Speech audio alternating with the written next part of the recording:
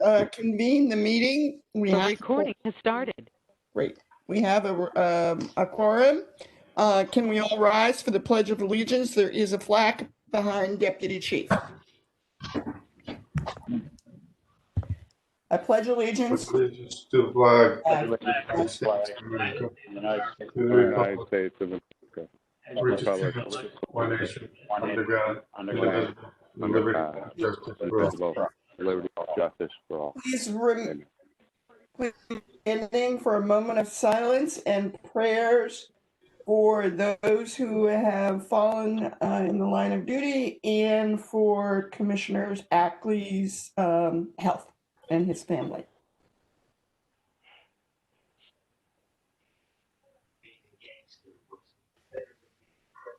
Thank you.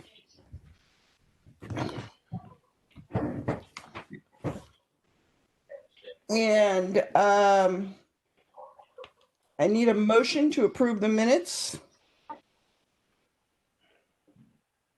Somebody?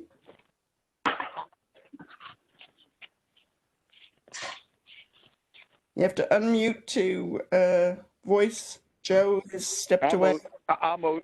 Rob Cinto. Thank you, Rob. Motion to approve. And I need a second. Second. Thank you, Joe.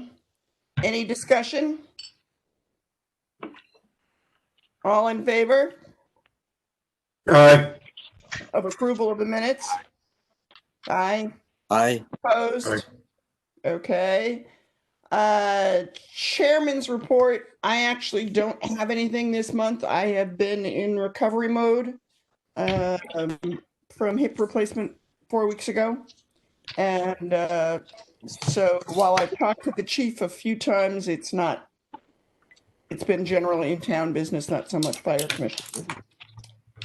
With that, Chief McCarthy, you're up. All right. Can you hear me okay? Mm-hmm. Yes. Yes. Okay, Yes, perfect. Chief. So the first, the monthly report or the monthly topic is fire prevention. And we do have, as I think that we may have relayed to the commission at our last month's meeting, a decision was made to postpone the majority of our fire prevention activities, which is a smoke detector program. And it was felt that it would be inappropriate for us to send engine companies out into people's homes for both the safety of our firefighters and for the public that we serve. The fire marshal's office staff did reach out to the seniors that are on our list that typically request services, sent them a letter directly indicating that we were postponing and that if anybody did have an urgent need, and we gave them specific instructions on smoke detectors, carbon monoxide detectors, failing batteries. If they felt it, if the smoke detector was chirping for a low battery, we would come out. Or if they had any other concerns that they felt that they needed service right away, we'd go out. So and I don't believe that there has been many, and definitely unless you have heard, I haven't heard of any requests from that group for a special visit. So our plan is after the first of the year to go out and provide a level of service for the community and just move our October fire prevention activities to that date. We do, the fire marshal's office has been sending out press releases this month for Fire Prevention Month, particularly around the issue of smoke detectors and carbon monoxide detectors, and posted it on our Facebook page.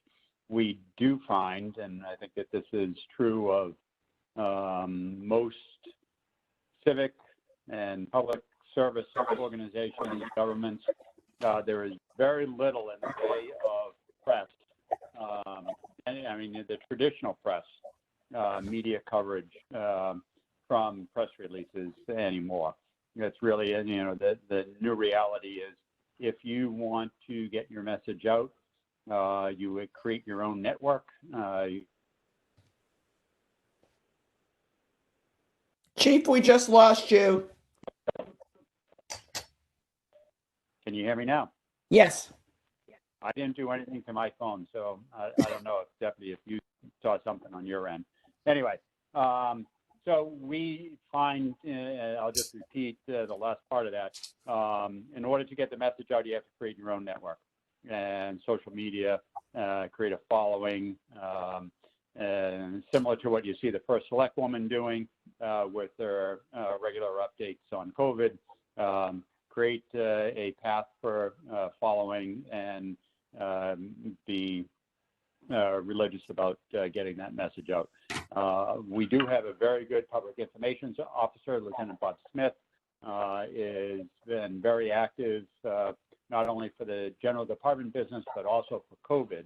And as a matter of fact, as we as a community are concerned about a second wave of infections that we're starting to see develop. You've heard about the universities in weeks past, then in the high school and Fairfield Prep. We got news today that there has been a rash of cases that have come up over some weekend activities, sports and gatherings, dinners, of smaller groups, but enough contact that there has been a spike at Fairfield University. They were in over 40 cases in the past 2 days. So significant change in the case count. The number of people who are in isolation and in quarantine have gone up dramatically. They have quarantined a whole dormitory at Fairfield University. Sacred Heart is having similar experience.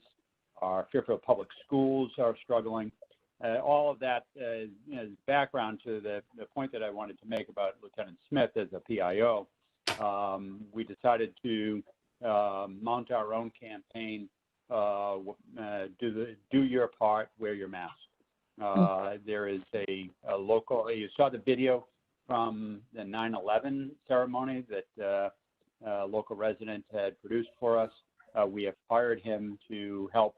They visited the universities and the 2 high schools and had that age group, which is really the target audience, participate in a video production for Do Your Part, Wear Your Mask. So they worked on that today. And Bob Smith is working with the fire marshals and other parts, other divisions of the fire department to help with public information. So that you'll see coming up over the next week. We expect that sometime in the middle of next week, towards the end of next week, we will have a product from Alex, the videographer, who's done phenomenal work. Yes. We have a question from John. Can you hear me? Chief, when it's finished, would you send it out to us via email? Yes, I will. Yep. Thank you. And that is, exactly what we hope that you and other members of government, certainly the Select Women's Office, we need to extend the reach. Once it's done, is saturate all the platforms that are available, and sharing that through your Facebook pages would be extremely helpful as well. We had originally talked about engaging other communities and doing it region-wide. The trouble is, once you make it too big, it becomes unmanageable, and we wanted to, have a short fuse on this to get it out as quickly as possible. The other COVID issue that we're dealing with is as we enter phase 3. So phase 3 does allow restaurants to move up to 75% of their occupancy, 50% capacity, and outdoor private events up to 100 people. That's including servers or staff, and religious events up to 200. We had a conversation the end of last week, the beginning of this week, excuse me, about resuming some of the events that have been canceled in town on town property, particularly Penfield Pavilion, Jackie Durrell Pavilion, the warehouse, the museum, and we thought that they would be safe to move forward. Our infection rate was, just under 1, going, just above, just below 1, and it looked pretty good. The latest news from the high schools and the universities have changed that. So we've put a hold on any planning for events on town property. So things like the Christmas lighting on the green, which the fire department has played a big role in, delivering Santa Claus, all of those events are now, well, those were not going to happen anyway. Some of the private events or Parks and Rec events at Penfield Pavilion were in the planning stages, and we've put a hold on that. And we'll see where the infection rate and what happens in the second wave. This is a week-to-week evaluation, day-to-day almost evaluation that affects our decision making. I think Commissioner Ozaki had a question. You're muted.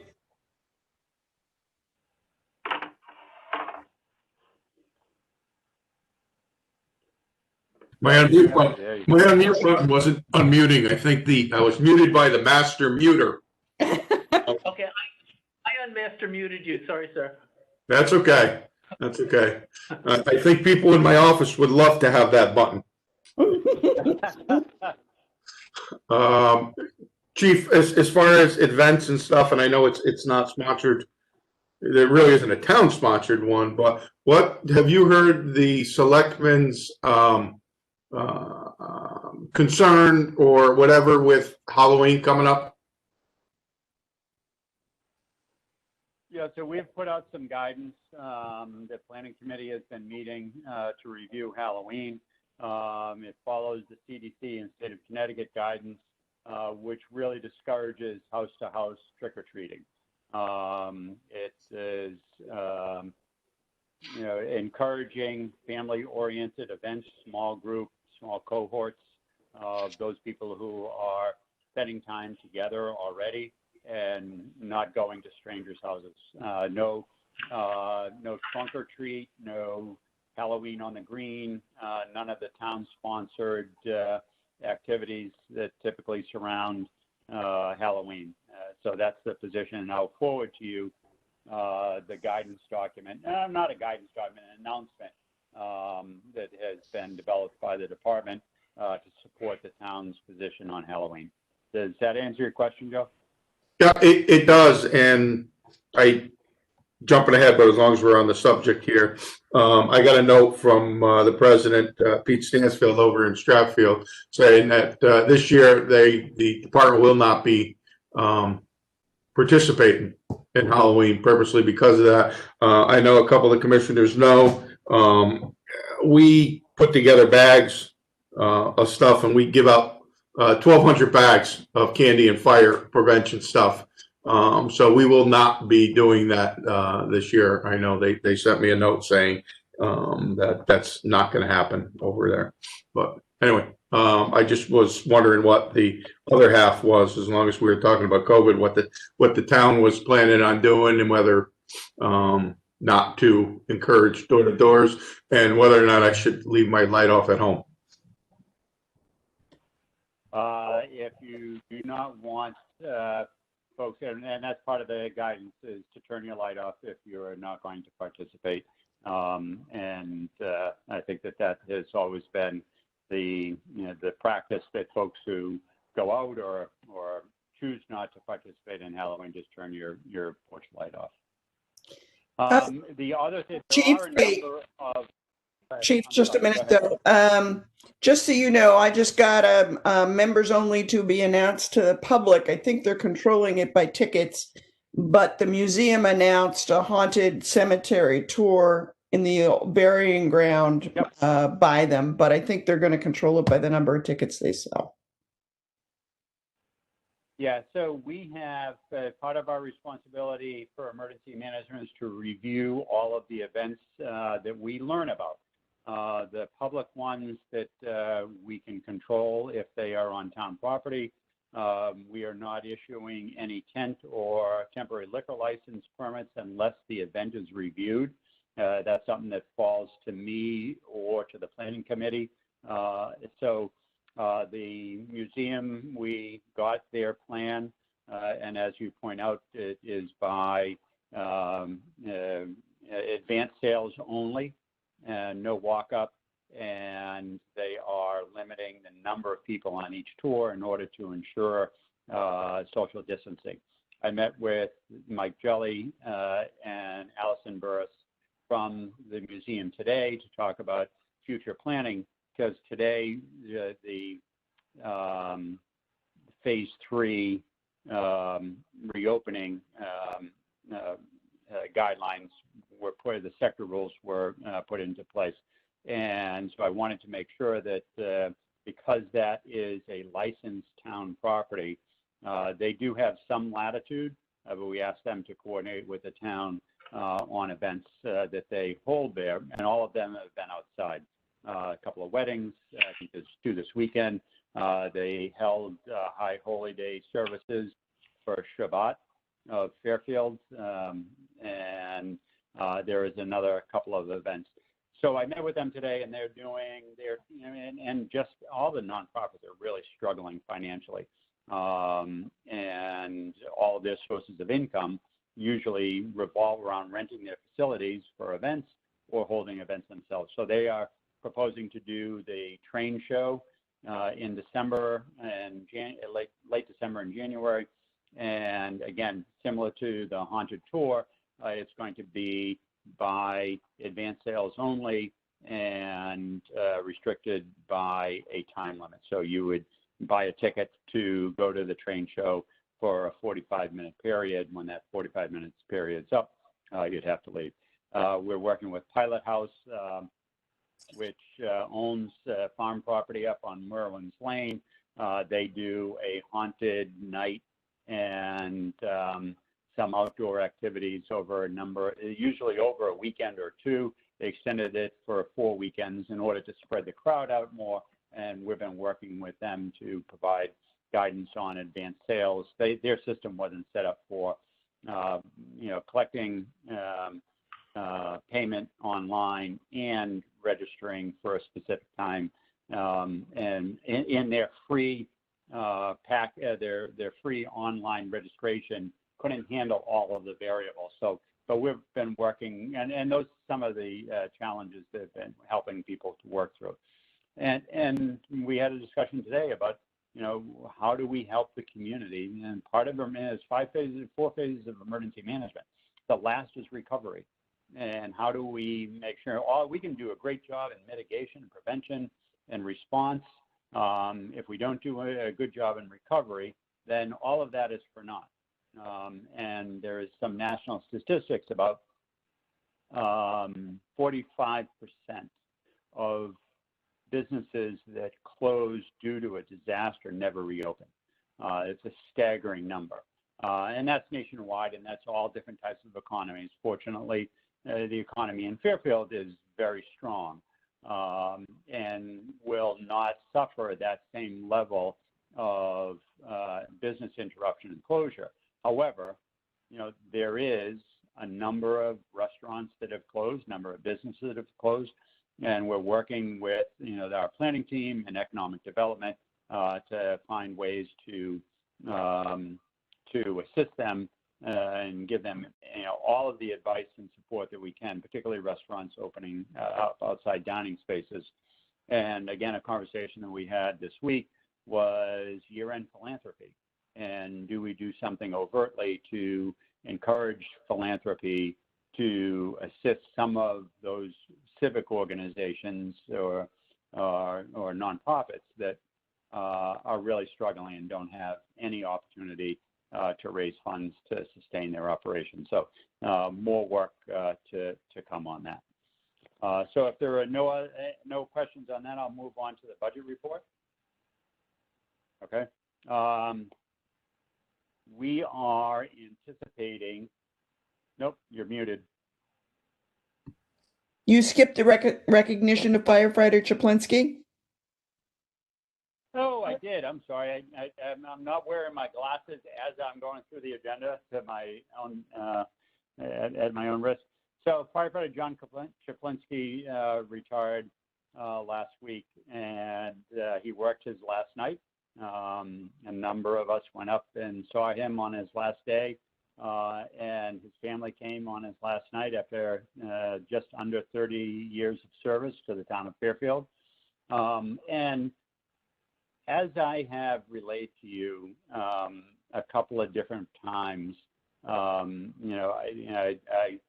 I have commented on there's a place for everybody in the Fairfield Fire Department. There is a job for everybody in the Fairfield Fire Department, and there is a purpose to come to work every day.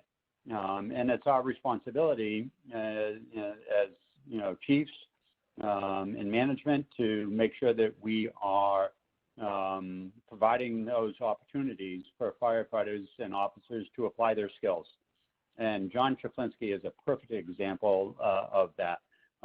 He is an artist by education and training, and was doing, I think, industrial art before he came to the department. He has used those skills quite well within the department, supporting our operations. Excuse me, most recently, the emergency management seal. He's designed a lot of our patches, specialty patches for individual stations. And in his free time, he has been the deputy for Steve Laudell and now Lieutenant John Calandriello in the half marathon. And anybody who's been to the half marathon knows that John Chaplinsky played a huge role in the success of the Fairfield Firefighters half marathon. So we're going to miss John. He's a great firefighter and a very talented one as well. So his position has already been filled. That was one of the two people that we knew that firefighter Chaplinsky was going to retire. So we received authorization to fill his position. And we did that. And those two firefighters are at the Fire Academy now. And I think the deputy probably will give you an update on that. On the fire department budget, nothing significant to report other than we're anticipating, now that the town has hired a new CFO, we expect that there will be a budget discussion coming up in the next several weeks as we start to put our budget together. We've done the waterfall budget, and that is waiting for the meeting. And I think that that meeting it was pushed back, but I think, Deputy, is that scheduled, the waterfall meeting, or is that still an open item? I don't think we got a new date on that.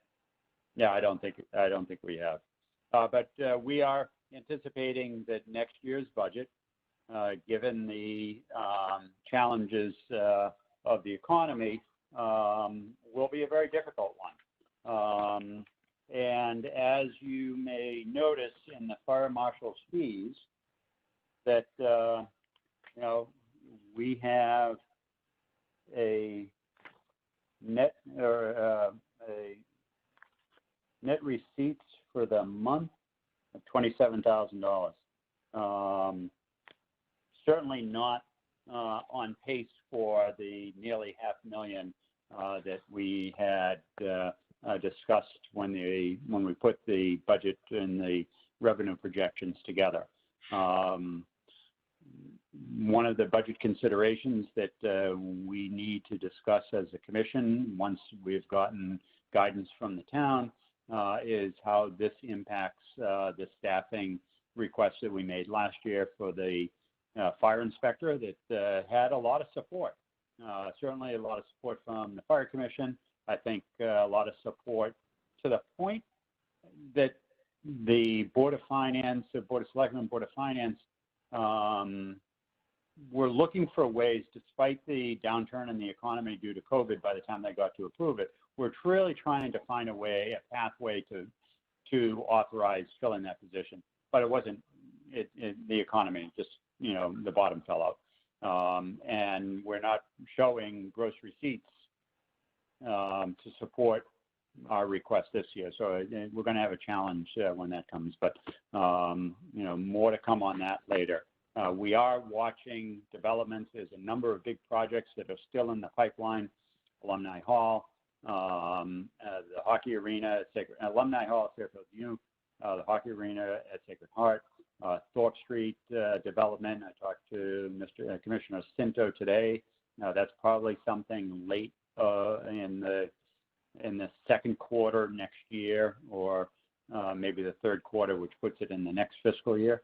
Yes, Chief. And the other is the Metro Center development, which we haven't seen any action on. So there are a number of big projects that would drive some of that revenue, but we'll keep you posted if we see any light at the end of the tunnel on that. And lastly, there is a $50 donation that we have received from Mrs. Susan Brown. It's in your packet. It was a carbon monoxide call, and she was very appreciative. And so that would require a vote by the commission to accept that.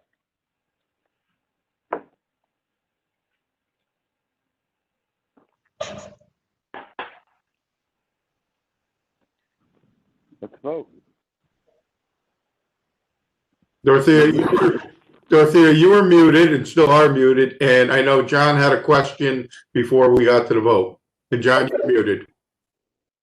The question really wasn't related to the motion, so I'll wait till the motion is over. Okay. I thank you for the reminder on muting. Did I hear a second someplace? Second. Thank you, Bill. Questions? John? It's not related to the donation. Chief, would you just mention what's going on with Alumni Hall? I haven't heard much about it. I was just curious. So they have a proposal to replace Alumni Hall. It's part of their long-term strategic plan that brings sports, particularly men's basketball, back on campus. And there is a plan to demolish the existing Alumni Hall and rebuild it in essentially the same location. I haven't seen plans. They haven't got that far with us. I'm sure there are plans, but it was intended to be a project that they started in earnest in March of 2020. They saw the changes and made a decision immediately to postpone that. Yeah. They had, in fact, done the sort of closing parties to say this building, nobody's going to walk into it again before COVID hit. And then as soon as it started to fall apart, they acted quickly on, I think, other construction projects too, to sort of say everything's bumped at least a year, I think, maybe longer. Yeah. So. Yeah, and they've made a decision, part of the filming that I talked about earlier for Wear Your Mask, we wanted to include Fairfield University students in that, and consistent with their policy, they refused to allow videographers on campus. And they provided and made the connection for us to have a couple of students participate, but we did it downtown, not on university campus. They won't even I'm a mentor there, and I have 4 students and could obviously do social distancing any place. I'm not allowed to meet with them on campus or off campus. Yeah. Yep. So I need a vote. All in favor? Aye. Aye. Okay. Any opposed? Aye. Accepted. Anything else you want to All cover, right, thank you. Chief? That's the end of my report. Nope. Okay. Anybody have any questions for the chief before we move on to the deputy? We good? Okay, Deputy, you are up. Good evening, everybody. Rescue 1 is back in service. Everybody's happy to see the rig come back down here. Ladder 2 is still out of service, so we've been using Engine 1, or Quint, as our Ladder 2 for a while. So Ladder 2 had some challenges. You know, this is the old Ladder 2. It's had, I think there was $23,000 worth of work on its transmission, but we found out that it's covered under warranty. We just got in under the wire, I think a week or two ahead of time. I think this was the second transmission, that's why. So that was the good news. So anyway, the new Ladder 2, we went over to see in Paterson, New York, the chief and some other members of the department. We were very impressed. Great apparatus, very smooth, very quiet, no jerking of the pedestal when you're moving it, you know, so it's a very impressive rig. So we're looking forward to putting that in service. It's going to be coming down into town, I think Wednesday, October 14th, down to the training center, where our people will bring Ladder 2 finally should be back. And we're going to analyze where the tools are going to be mounted, and then we're going to send it back over to be finished. And hopefully it'll be back here later November for some training, and we'll put it in service probably late November or early December. We're hoping. So that we're looking for. And let me just interject, Deputy. It is my hope that before the weather gets too cold, and while it is in Fairfield, the commissioners will come down to the fire school and will give you the opportunity for those of you who are interested is to go up in the bucket. I'm in. I think one of the perks. you know, I think it's it gives you a perspective of, you know, the type of work that firefighters do and the environment that they work in. Is very different experience, and I think that it will be an eye-opener. So we hope to put that together for you. Will you send us a notice when you're locked on the date, and then give us some times that you would prefer us to come, please? Will do. Thank you. So on the facilities side, there's always ongoing work being done, but Station 3 has had this roof leak. Joe probably knows about it. It's been over the foam rig. This has been going on for a year or more, and we've been trying to resolve it. Finally, DPW has been very aggressive, and we had a roof contractor come in, and between DPW and the roof contractor, we finally we sealed it up, and we think we've gotten everything. So, you know, it was just something that was just giving us trouble for the longest time. So we think we're doing well with that now. On the grants side of things, we're going through the town's formal acceptance process for that 2019 AFG grant that we won for 2 cardiac compression devices and 8 AEDs, you know, automatic external defibrillators. So we just, this week, Monday and Tuesday, we went through Board of Selectmen and Board of Finance and unanimously passed through there. And we'll be headed later this month to the RTM, and hopefully we'll be successful. And then right after that, if once they give us the word, we're ready to order, and we'll get those things out into the field to be used to save lives. Let's see, and that's all I have. Any questions for the deputy? Everybody good? Okay, thank you, Deputy. Southport, anybody on with a report, or do we have a report from them?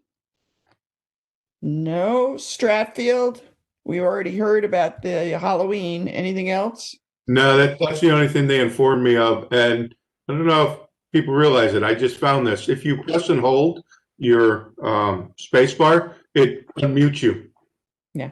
Temporary. I just realized that. So yeah. That was the one thing I learned today. I have nothing else from that they told me, only about the Halloween.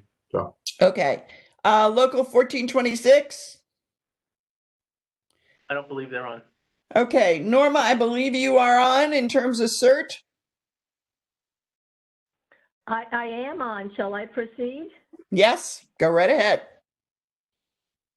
First of all, it's really nice to hear everyone. I actually missed the fire commission meetings, but that being said, here's my report.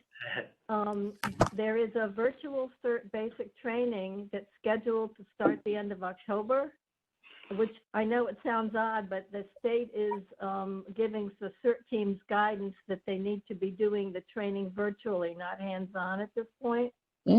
And we are encouraging our students who had started in March but had to stop. We had about 24 of them to participate so that their training can be completed. I'm certainly not expecting all of them to do this because it's a totally different animal at this point, but we expect to have a good group participating. The next thing is that the state extended an invitation for certain members to train to be contact tracers for the Connecticut Department of Public Health. And some members have taken the training and are currently doing the contact tracing, including me, and it's been quite interesting. And lastly, we have a large Fairfield CERT group of ham operators, probably over 20, who have been meeting over Zoom regularly, weekly actually, and are developing a communications plan in case of an emergency when ham radio communications would be the best or only option. And that's it, unless you have questions. Great. Anybody have questions? Thank you all. As always, CERT has been active and takes on new roles enthusiastically, and thank you for that. It's an incredible resource to the town. Well, thank you. Yeah. Old business. Anybody? New business. Nope. So therefore, I'm ready for a motion to adjourn. John Brandley moved. Somebody second. Second. Thank you, Joe. Motion to adjourn. Aye. Aye. Anybody opposed? 7:40. Thank you all. Thank you. Take care. Thank you, everybody. Everybody have a good evening. That has to be a wrap. Good night. We had some short ones. Thanks. Take care.